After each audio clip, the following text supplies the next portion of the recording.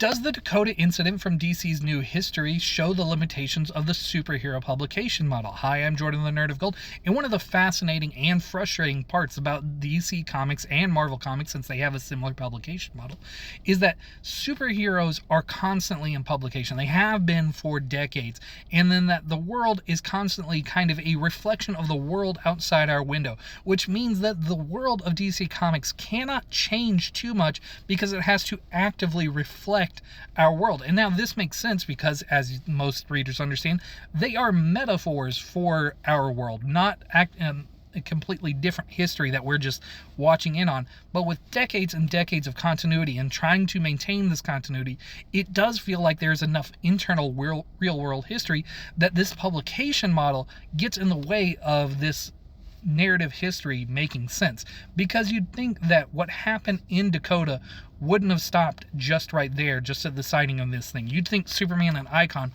would work together to stop Luthor from basically occupying Dakota City. It shows the limitations of the superhero metaphor in terms of how far it can go in the narrative when it's stuck constantly being in a publication system that demands it kind of reflect our world instead of being a fully alternate world that can end, that can change, instead of being stuck in a status quo.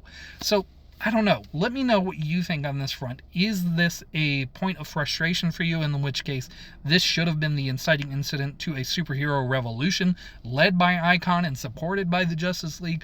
Or is it just one of those things that we just kind of accept because of the nature of the constant publication model of superheroes?